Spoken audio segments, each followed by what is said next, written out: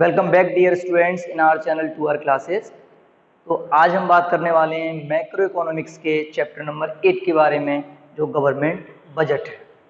तो देखिए, इस चैप्टर को हम टोटल 3 लेक्चर्स में कंप्लीट करेंगे। पहले लेक्चर में हम पढ़ने वाले हैं what is the meaning of government budget and what are the objectives of government budget. And in the next second lecture, we will discuss about the structure of government budget. And in the last, we will discuss about different types of government budget. So let's start without wasting our time, the government budget. So what is the meaning of government budget? Do you know? Okay. Meaning, first of all. So, if we take the term budget, the budget is derived from a French word.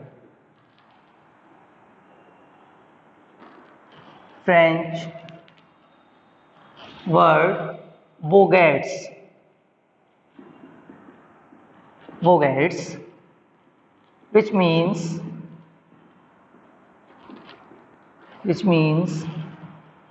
a small bag.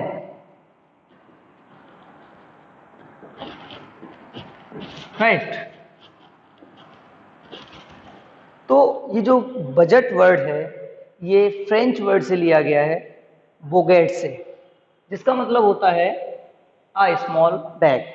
देखा होगा आप लोगों ने, जो हमारे finance minister हैं इस वक्त, जो फाइनेंस मिनिस्टर हैं आपकी निर्मला सीतारामन हैं, वो जो हैं देखा होगा इस टाइम पे जब भी कभी भी प्रेजेंट किया जाता है बजट, तो एक बैग के साथ में, एक सूटकेस के साथ में देखा होगा आप लोगों ने, इसलिए इसको बोलते हैं आ small bag.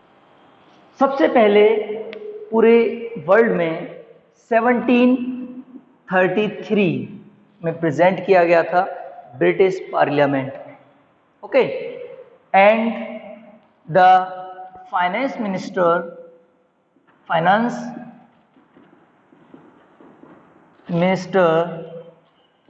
Sir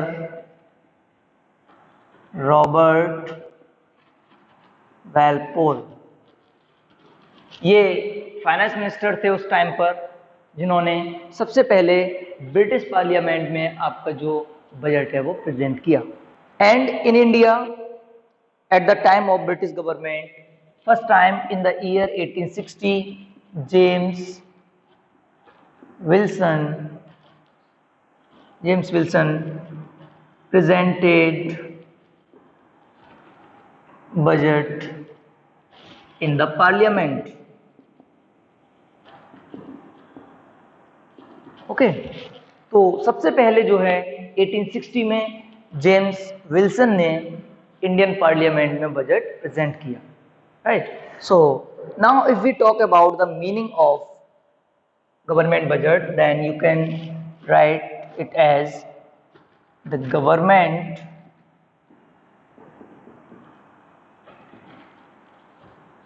budget is an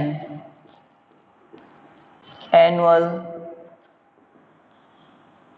statement showing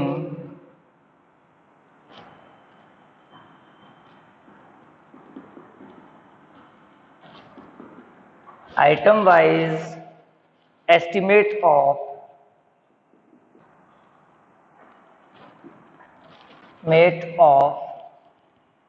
receipts and expenditure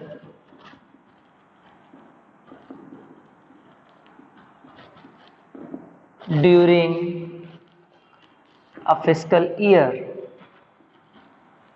okay, fiscal year.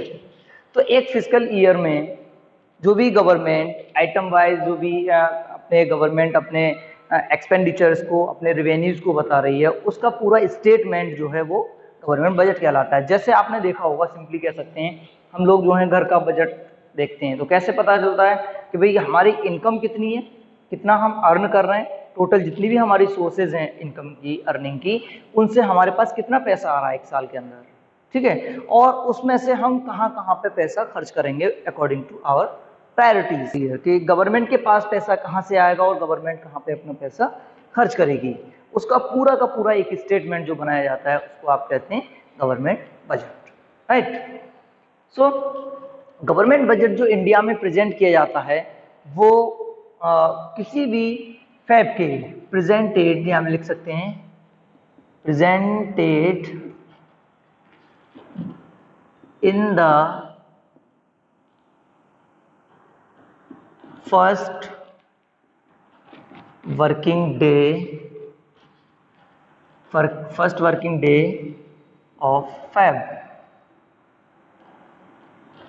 फरवरी। तो फरवरी महीने के पहला जो भी वर्किंग डे हो, जैसे फर्स्ट डे है, पहली तारीख है, उसमें प्रेजेंट किया जाएगा। अगर फर्स्ट डे में मान लीजिए छुट्टी पड़ गई किसी वजह से, संडे है या और कोई छुट्टी है, तो जो भी पहला दिन पड़ेगा, 2 तारीख 3 तारीख जो भी आएगी, उसमें जो है आपका बजट प्रेजेंट किया जाता है पार्लियामेंट में, ठीक है। अब जो बजट का कंसेप्ट है, अगर हम कॉन्स्टिट्यूशन में देखें इसको, तो कॉन्स्टिट्यूशन में बजट नाम से आपको कोई भी प्रोविजन नहीं मिलेगा, ठीक है। आर्टिकल 112 बजट के बारे में प्रेजेंट करता है और इसको क्या बताता है, बजट को annual financial statement, okay, annual financial statement.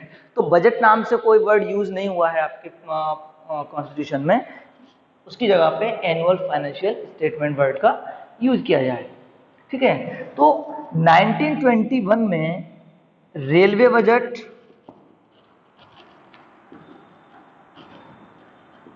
And union budget,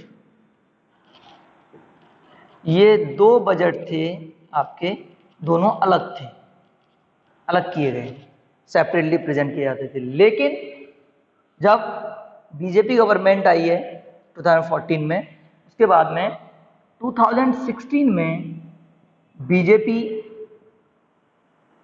government कहें या फिर मोदी गवर्नमेंट कहें, ठीक है, इसने इसको मर्ज कर दिया है रेलवे बजट को यूनियन बजट में। तो अब जो है सिर्फ एक ही बजट प्रेजेंट किया जाता है पार्लियामेंट में, okay, merged railway budget with union budget, okay, with union budget.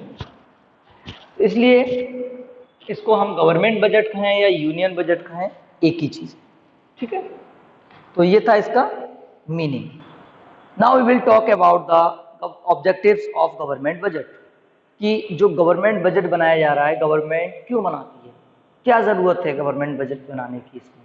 जैसे कि आप देखते हैं कि भाई जब किसी चीज़ का हिसाब किताब सही से नहीं होगा कि कितना पैसा आ रहा है, कितना खर्च किया जाएगा, तो उससे प्रॉब्लम क्रिएट होंगी।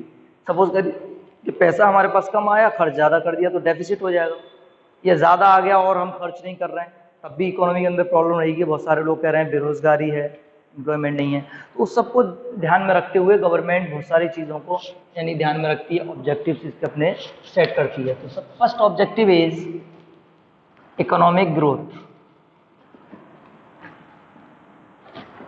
Okay, economic growth. तो गवर्नमेंट जो है इकोनॉमी का ग्रोथ करने के लिए, इकोनॉमी का डेवलपमेंट करने के लिए बजट प्रिपेयर करती है। अब इससे होगा क्या कि भाई जब गवर्नमेंट को पूरा पता होगा कि भाई रेवेन्यू हमारे पास कितना कलेक्ट हो रहा है, कितना हम पैसा कहाँ कहाँ पे खर्च कर रहे हैं, उसका पूरा अगर डेटा उसके पास होगा, तो गवर्नमेंट डिसाइड कर सकती है कि भाई हमें कहाँ पे कमी लग रही है, उसको जो है और ज़्यादा बेहतर बनाया जाए पहले से। तो ये इकोनॉमिक ग्रोथ में, और या कह सकते हैं इकोनॉमिक ग्रोथ लाने के लिए, इकोनॉमी का अच्छे से डेवलपमेंट करने के लिए, ग्रोथ करने के लिए हमें बजट बनाने की ज़रूरत होती है। सेकंड है reallocation of resources, reallocation of resources. तो देखिए हम जो है रिसोर्सेज को रीएलोकेट भी कर सकते हैं।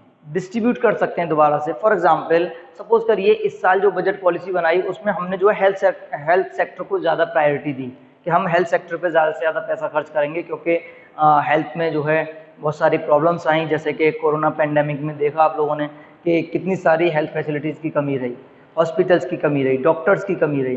तो गवर्नमेंट ने कहा कि भाई चलो हम इस पे ज़्यादा खर्चा करेंगे, पहले हम हॉस्पिटल, डॉक्टर्स और ये सब अवेलेबल कराएंगे कंट्री के लिए, जो बहुत ज़रूरी है, बेसिक रिक्वायरमेंट है। ठीक है, अगले साल हो सकता है फिर गवर्नमेंट कर दे कि भाई हम एजुकेशन पे ज़्यादा खर्चे करेंगे, फिर कभी इंडस्ट्रीज पे ज़्यादा खर्चे करेंगे। तो ये क्या है, रीएलोकेशन ऑफ रिसोर्सेज हो रहा है। तो वो किसके थ्रू होगा, बजट के थ्रू होगा, क्योंकि जब तक बजट प्रेजेंट नहीं करेंगे तब तक ये नहीं होगा। Number 3, generation of employment.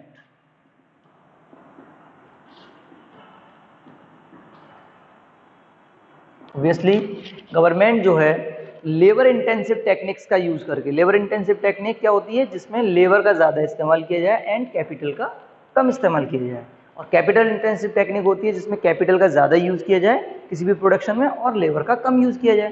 तो गवर्नमेंट ज़्यादातर जो है आपका कैपिटल इंटेंसिव टेक्निक को ना अपना करके लेबर इंटेंसिव टेक्निक को अपनाती है, जिससे कि ज़्यादा से ज़्यादा लोगों को जो है एम्प्लॉयमेंट प्रोवाइड कराया जा सके। तो एम्प्लॉयमेंट जनरेशन के लिए भी आपका जो है गवर्नमेंट बजट का होना ज़रूरी है, बनाया जाना। Number 4, economic stability.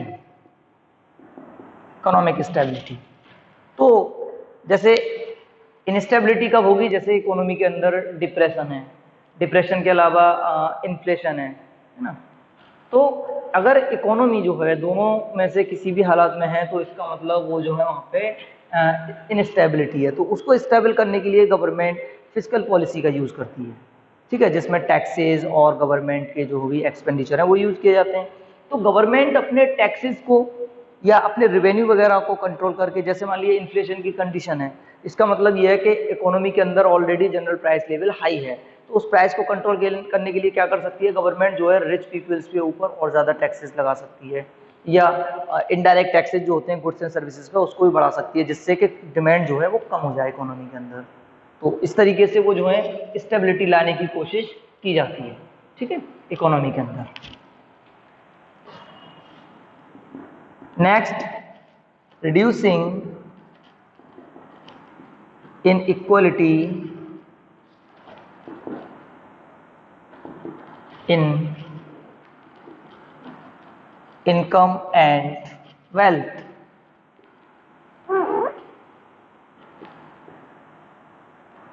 इनकम और वेल्थ में जो इनइक्वलिटीज हैं, यानी कि रिच और पुअर के बीच में जो गैप है, उसको सही करने के लिए भी बजट का इस्तेमाल किया जाता है। क्या करती है कि गवर्नमेंट जो है, जैसे हमारे यहाँ पे जो टैक्स सिस्टम है, जो डायरेक्ट टैक्स की बात कर रहा हूँ मैं, जो इनकम टैक्स है, मेन एग्जांपल इसका ले सकते हैं, तो हमारे यहाँ पे प्रोग्रेसिव टैक्स सिस्टम है। प्रोग्रेसिव टैक्स सिस्टम का मतलब होता है कि जैसे जैसे आपकी इनकम बढ़ेगी वैसे वैसे टैक्स भी बढ़ता चलाएगा, 10%, 20%, 30% लाइक दिस, ठीक है। तो क्या करती है गवर्नमेंट, टैक्सेस लगाती है उन लोगों के ऊपर जिनकी इनकम और वेल्थ बहुत ज़्यादा है, और उस पैसे को लोगों को जैसे कि ओल्ड एज पेंशन के थ्रू, स्कॉलरशिप्स के थ्रू या other different type of schemes के थ्रू जो है पुअर पर्सन्स में या पुअर सोसाइटी में डिस्ट्रीब्यूट कर देती है। तो इससे क्या है कि इकोनॉमी के अंदर कोशिश की जाती है कि इनइक्वलिटी खत्म हो जाए और कह सकते हैं आप इक्वलिटी आ जाए। And last you can say management of government या इसको पब्लिक लिख लीजिए, सिंपली पब्लिक एंटरप्राइजेस।